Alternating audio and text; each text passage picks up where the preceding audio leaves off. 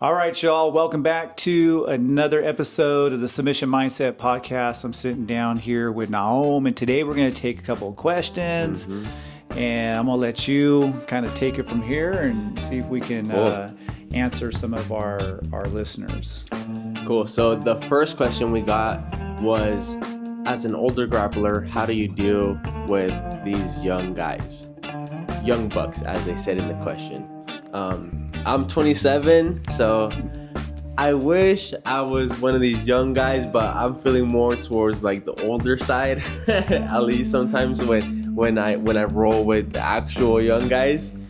So when you were fighting in IBJJF, you were fighting against some young kids. They're like 19 because you were talking to them, and so you're 27. I'm 27, and the top athletes, the top of the bracket, they're like 18, 19, 20. Okay, so what's it like rolling with them? Man, it's so intense, super athletic. I have to give everything I have to be athletic, which is not much. Like, I'm not that athletic, guys. And but yeah, man, it's so many scrambles. This past tournament that I competed against this young guy as well. He has to be at least 19. I didn't ask him his age, but he just looks super young. Some kid, his name is Lorenzo. He's from the Kimura School Jiu Jitsu in Florida. And man, I surprised myself in some of these scrambles that I got into with this kid. It was just crazy. But yeah, super high intensity, really athletic, but they're so smart as well. So they can tone all the intensity down and be very methodical, which is crazy. Yeah, that's what I've noticed with the young kids that you are fighting is that they could be slow, they could be fast, they can explode, they can go from 0 to 100 just like that. And that is something that can't be easy to deal with, right? Cannot be easy to deal with. So watching you out there against these youngsters, they don't want to give anything up either. They won't just give up a sweep. They won't just give up anything. They make you earn everything.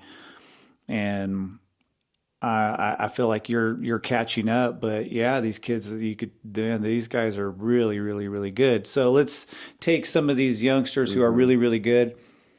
And let's just say you're, I don't know, 35, 40, and within that range. My advice is stop trying to be as fast as they are. Stop trying to be as athletic as they are. What I mean by that, from what I notice about older grapplers, when they go against people who are younger and faster and more athletic, is they try to keep up that pace. True. So that's the worst thing to do. You can't keep up that pace. And people used to ask me all the time with Jake, because remember Jake, when he started jiu-jitsu, he was like maybe 24, 23, and he had been wrestling for years. So he was already familiar with the mat. He was a grappler. This kid's super athletic. And then I'd have an older grappler, somebody who's maybe, early 30s or what have you, like, oh, I don't know how do I keep up with him? How do I deal with Jake? And I'm like, stop trying to keep up with him. That's number one. You're not going to be able to keep up with Jake. Jake's going to smoke you. He's more athletic than you. Has better balance, and he knows his way around the mat better. You can't keep up with somebody who's more athletic than you. You have to just slow the pace. You have to bring the pace down to something that's manageable for you. And is that an easy thing to do? No, it's not. But can it be done? Yeah. Just every time your opponent starts to move fast, you don't accommodate them. The faster you go, the more you're trying to keep up, I think the worse you're going to make it on you. You're going to gas out, and you're going to end up getting caught in a submission. You're going to make a mistake, and so on. So my thing is, when people who are younger, faster, more athletic, is I want to slow down the pace. I want to be a little bit more static, and I want to move less. I don't want to move too fast, and I open up something for them, and the next thing I'm caught in an arm bar, triangle. Slow it down. I agree, especially because, ironically enough, that's how I roll. And that's what we've been trying to change for me for the competition side, because I am going against like younger, really athletic guys. But that's how I roll.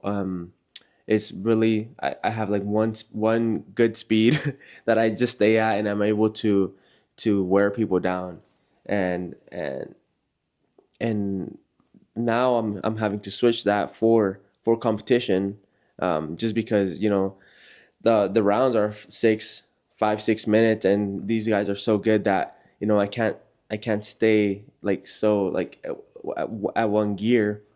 But rolling with younger people in the training room, that is how I roll in general. Is a lot slower. I slow people down.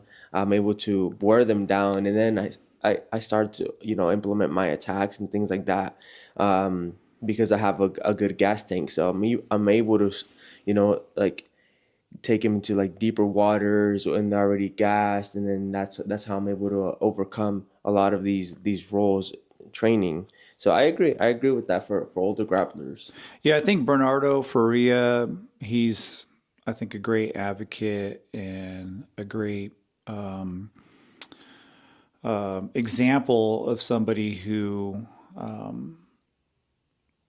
is older, and he's no longer a world champion, and he won his world championships, and he's trying to help people who want to train but are older, and he has a whole system, I think, that works well for that. His half guard, his close guard, his over under passes, all of that slows jiu-jitsu down. And he talks a lot about that on YouTube, so you might want to check out his stuff. If you are listening to this and you want to listen to somebody who's inspirational, at least to me, as an older grappler, and who is very much a proponent of people in their 30s and 40s and 50s continuing to train. But he says you just got to develop a game that's suited for you. And that system that he's put together, I think, is good for older grapplers. And I think that's going to help tremendously with a younger, aggressive, more athletic guy that can fly around. True. The worst thing you can do is try to fly around with them. So when people used to get frustrated having to roll with Jake and having to deal with his jiu-jitsu, I'd be like, well, why are you trying to move like Jake? You can't move like him. Why are you trying to keep up with him? You're not going to be able to keep up. Just don't even try. Suck him into your close guard. Wrap your legs around him and wear him down a little bit. Get to a dominant position or a neutral position if you can, or maybe not a dominant position, but a neutral position, and try not to move too quickly and make a mistake and let him, because he will capitalize. He's fast. He'll capitalize on it. But yeah, Jake, I know you haven't been training. I don't know if you listened to our show or not, but we'd love to see you come back to the gym. He his wife and him had twins recently, and so I know he's super, super busy. But yeah, Jake, I think, is a great example of somebody who's super athletic, man, and he would just give everybody so many issues. How did you roll with Jake? He would destroy me. He would destroy me. Yeah. No chance whatsoever. Yeah. And he's one of those guys. He's next level athleticism. And I think somebody like him, if you're going to be successful, it won't come from trying to roll like him. And so, so be comfortable with not being athletic and not being able to keep up, because there's always going to be somebody out there who's bigger, faster, stronger. And it doesn't mean that you shouldn't have fun rolling with those people. Jiu-jitsu's humbling. You're going to get your ass beat. You're going to have to keep your ego in check. And so I guess maybe that's another good piece of advice. Keep your ego in check. You're going to get beat. There's going to be people who are going to catch you and who are going to be just better than you. And that's not a reflection on you. That's just life. That's jiu-jitsu. And that's what's really cool about the sport. That's what makes it so challenging, is that the mats just don't lie, right? You have good skill or you don't have very good skill. You have athleticism or you don't have athleticism. But the athleticism that you don't have, you can make up for that with good skill. And I think you should, if you see yourself as being unathletic or older, then work on your skill. also supposedly, which with age comes wisdom, right? So instead of trying to keep up with the young guys, you know, focus your energy to outsmarting them, because bouncing up and down, especially if that's all you have is just athleticism, it can easily be shut down with proper technique, proper timing, and knowledge. And yeah, so instead of trying to keep up with them, your talents are better suited, figuring out what they're trying to do and outsmart them, and they'll probably cartwheel right into your trap. Yeah. So, I look at the Rotolo brothers. Do you ever watch them? A little bit, Jiu-jitsu? yeah. Yeah. So they're fucking so athletic. Oh my God. These guys, the pace that they push and the style of jiu-jitsu is just relentless pressure and relentless athleticism. They just do not stop. And you could see a lot of the time in their matches, at least this is my view of them, and they just wear people down just because they're just so young and athletic. But something I've thought about, and again, this is not a knock on them at all. This is not to say that they're not skilled, because these guys are highly skilled. But the type of jiu-jitsu that they do, they're able to do it because they're super young. They're not going to be able to do that when they're 45. True. And that's what people need to acknowledge, that when you're younger, you can do certain things physically, but you just can't necessarily do as well when you're 45. There's nothing wrong with that. Man, that's so interesting. Now I'm intrigued to see how their styles progress as they get older. Damn, I hadn't even thought about that. Because what are they, like 23 still? Yeah, they're super young. Yeah. Yeah, it's crazy. So what happens when they're 33? Will they still have that athleticism? What happens when they get a few injuries? I'm sure they're going to get some bumps and bruises. That's where the HGH and the TRT and all that. No, I don't advocate any of that. Keep it natural. And I think that's where, when you look at the highest level jiu-jitsu, ADCC, and you see these guys are freaking jacked and they're on gear. They're in their 40s and they're keeping up with dudes in their 20s, but they're on gear. And I don't advocate for that. So, yeah, option number 1, slow it down, accept your age. Option number 2, go to Mexico and get yourself, some of the good stuff. There you go. And come back and you can be Wagner Rocha and Cyborg and all these other cheaters out there who are on steroids. I recently saw a video of a gym bro going out to Mexico and showing everyone how cheap all the supplements are. Really? Yeah, and they're so cheap. Are they cheap? Yeah, even just in TJ, everything's so cheap. That's so crazy. Yeah. I was reading in the book, what's it called? Oh man, I can't think of the name. But basically about fighting, and so the author of the book went to Brazil to talk to Brazilian jiu-jitsu fighters, and he was telling, he was explaining in the book. He wasn't telling me. He was explaining in the book that I guess in Brazil, at least at the time that he went there, he said it was cheaper to buy steroids and to go that direction than it was to get access to good protein powder or creatine. Yeah. And so that's literally cheaper to get steroids than to get protein powder or creatine. So yeah, I can see that there is definitely a problem in jiu-jitsu with these older guys. You see them and they're just like shredded and they're just ripped. And I'm just like, dang, it's not like somebody like Wagner Rocha. He ended up in the hospital recently with heart issues. And I have a hard time believing that that's not due to the steroid you think usage. Megalodon Diaz is natty? Because he was shredded for Worlds. And I saw him and I've wondered about him, and I'm sure there's got to be some anomalies where these guys are just naturally whatever, just in great shape, and they just take really good care of themselves, and they just naturally look shredded. I don't know. I don't know. Because I recently saw him at American Nationals, and we were like right next to each other, and he should have asked him. I should have, huh? I should have probably kicked my ass though. if I would have. But Roid rage on you. but man, like he's like my size, but you know he's so shredded, so lean. So I kind of think he's natty because it's not like he's competing at like high weight brackets, you know, especially not for worlds. Yeah. Because when he competed against Andy Murasaki, I think it was lightweight that he competed at. So I don't know, but there's also different types of steroids. So maybe I don't know. Yeah, But I mean, it could just be possibly these guys are getting their testosterone elevated, true. working with a doctor to keep their levels up to, I don't know, say the average 30-year-old or 25-year-old. I have a hard time believing that these guys are going through a second puberty when they hit 50. I think they're taking something. Yeah, I think they are. Now, that's just me, and I could be wrong. And again, I'm not going to call out anybody.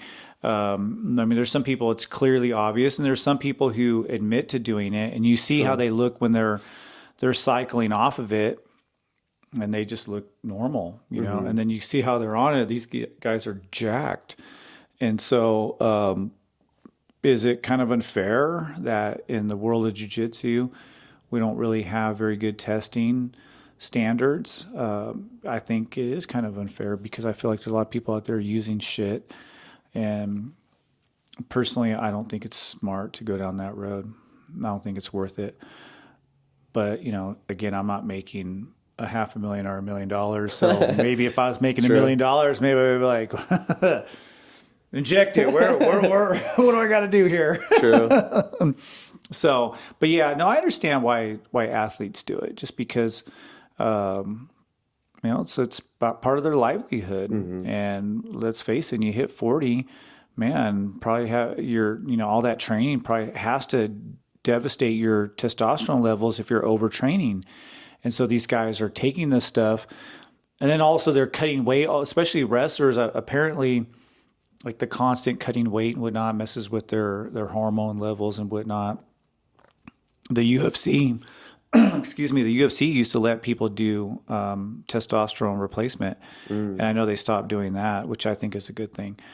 But anyway, I know it's another topic. Look, if you want to try to keep up with a faster, more athletic person, feel free to give it a try if you want to do it. Just know that you're probably not going to succeed. My advice, just slow it down, slow the pace down, enjoy the roll. And if you get smashed on a little bit, well, welcome to the life of a jiu-jitsu person. That's the way it goes. Yeah.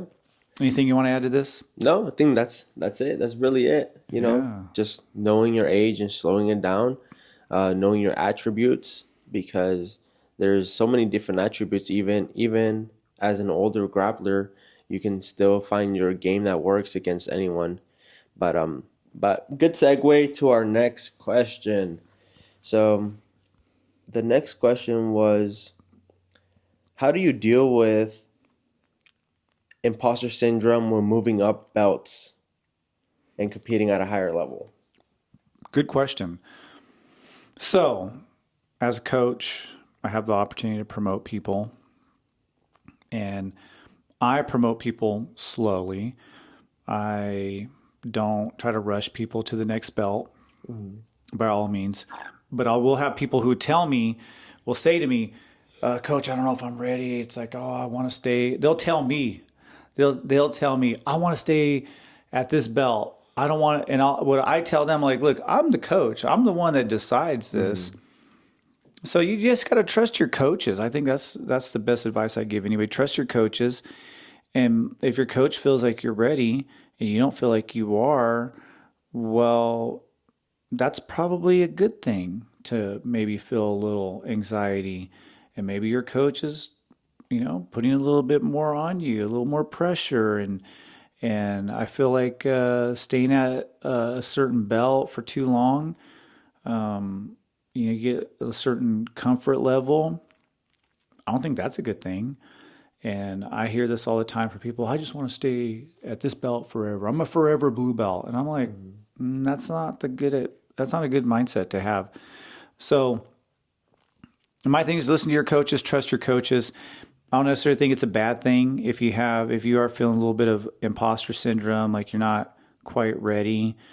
Well, don't look at that as a negative. Just look at that as you have some humility. True. And you are wanting to improve your jiu-jitsu and you're wanting to be better. And all those are good things. So I know I've been promoted in the past to, whatever belt that I kind of felt, I don't know if I'm ready for this. And there were times where, because I competed all the way up to brown belt. And I remember when I first got promoted to purple, and I did my first tournament as a purple belt, I got smoked. I went to the Worlds like a fool. I went and competed. My first tournament as a purple, I was in my 30s, my late 30s, by the way. And I go to the Worlds, right? And at Worlds at that time... Adult or Masters? No, there was no Masters. Oh. There was no Masters Worlds at that time. Just Worlds. I got smoked as a purple belt. By some 19-year-old? Some young kid. Yeah. And been there. Man, it was pretty, I didn't get submitted, but I got smoked pretty bad. And I came away from that feeling kind of shitty and thinking, man, I don't know, if, maybe I'm not ready for my purple belt. But then as I kept competing, I kept going, I started getting a little better and getting a little bit better. And that competition level, as it increased, it forced me to have to raise my jiu-jitsu. It made me better at jiu-jitsu. Mm-hmm. So you have to look at it like that too. If you feel like you're not ready, well, then work more on your jiu-jitsu and get yourself to where you feel like you need to be so you feel comfortable. And how do you do that? You go to the gym, you train, you have a purpose behind your training, just like we do with you. You look at your weaknesses, you look at your strengths, and you see what you need to work on and spend mat time trying to figure out, whether it's your bottom game, top game, escapes, whatever it is. Yeah, I feel that in terms of the imposter syndrome in jiu-jitsu itself, I can see that if you were to feel that, it's mainly because you're probably thinking that, oh, by blue belt, I need to know all these techniques. I need to be submitting people. Or by purple belt, I should know more of this. I should know more of that. But the biggest tip that I have is, like, when you understand that you have to be a forever student, especially in jiu-jitsu, because it continues to evolve. Yes. Is once you stop thinking like, oh, I need to know like these techniques in order to be considered this belt level. Once you let go of that, I feel like it will be easier for you not to feel like an imposter, because the games continues to evolve so much that once, I'm sure there's a lot of black belts that got their black belt a long time ago that are learning new stuff. And the biggest example of that is Bernardo Faria. World champion multiple times, 5-time world champion. Yeah. But one thing he would never really do is nogi, and I say this because I've watched a lot of videos of him talking about this, and I did a camp with him, and he actually mentioned that as well. He, now that he's retired from competition, and he's learning a lot more of the no-gi game that he would never really be a part of because he was a gi competitor. And a lot of things that are in his realm of like his game, they don't work well, or they don't translate well into no-gi because of how slippery it is without the gi. And so he's even learning as a black belt, and I bet you he doesn't feel like an imposter, It's true. So why should we feel the imposter syndrome at such a early stage of our developmental jiu-jitsu career? Because there's so much to learn. Even once you're a black belt, there's still so much more to learn. Yeah, I tell people this all the time. I've learned more since I've earned my black belt. I've been a black belt this is my 9th year as a black belt. Isn't that crazy? Fuck, man, 9 years. Yeah, I got my black belt 9 years ago, in August, 9 years ago. So I'm coming up on 9 years, which is crazy. I've learned way more about jiu-jitsu. I feel like I know more since I earned my black belt. And so you're never going to, the point of jiu-jitsu isn't even to know everything. It's just, I feel like the point of jiu-jitsu more than anything is to increase your skill level, to constantly working on getting better. And even that isn't always the goal, because there's some people who they're going to suck at jiu-jitsu regardless of how long they train, because they don't even go to jiu-jitsu to get better. They go to jiu-jitsu because they want to work out. They like hanging out. They like training, but they're not going to sit there and drill for 4 hours trying to figure out a technique. I don't have a problem with that. Like, man, I'll even promote somebody. They're going to have to, it'll take them longer. They're going to have to train them much longer to be that way. But I think it's important for everybody to just look at themselves and where they're at in their life and be reasonable. Don't be worrying about the next person over here and how good they are. True. And how much you think you suck. Because, well, then you're just going to feel bad about yourself. Because you're going to feel really awful because there's people out there going to be way better than you. Yeah. Right? True. I mean, if I try to judge my coaching based on looking at, say, John Danaher, I just closed the gym. There'd be no 7th generation jiu-jitsu. I'm not John Danaher. I will never be John Danaher. I just got to be myself. And I look at him as being this like once in a lifetime coach, once in a lifetime jiu-jitsu personality, jiu-jitsu icon. I'm not going to judge myself based on that. I would just feel pretty shitty about myself every day. True. So, yeah, we just try to achieve the goals that we set for ourselves, do the best we can with the time that we have. And most important thing, just love jiu-jitsu. Just do it because you love it. Train because you love it. Don't get overly frustrated by your progress, or excuse me, lack of progress that you think you're making, because you are making progress. And if your coach says it's time to be on, this level for whatever belt it is, maybe it's black belt, brown, purple, whatever, it's time. True. And then if you feel like you're lacking in jiu-jitsu knowledge, go spend the day with the white belt. Partner up with them and answer all the questions they have. You'll see that you know a lot more than you think. Yep. That's a great point. Yeah. Imagine you on your first day, no wrestling background, no jiu-jitsu background, no grappling background at all, and you come into the gym not knowing shit. And look at all the stuff you know now. Yeah. Damn. It's a ton of knowledge, right? So, yeah, I think it's a great question. Imposter syndrome is something that we feel, I think, in other aspects of our life. My thing is just, stay within yourself, trust yourself, and, keep your ego in check. Obviously, there's always something to learn. And I think it's better maybe to be critical of yourself in that way a little bit, not to the extreme, than it is to have this mentality like, I know it all, I've arrived. Because when it comes to jiu-jitsu, you haven't arrived. None of us have.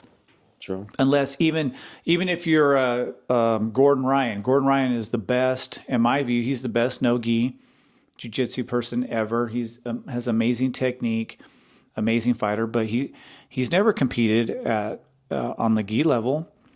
Who knows? Maybe he puts the gi on, he gets smashed on, right? Yeah. There's very few people who become world champions with the gi, and then they turn around and become world champions with no gi.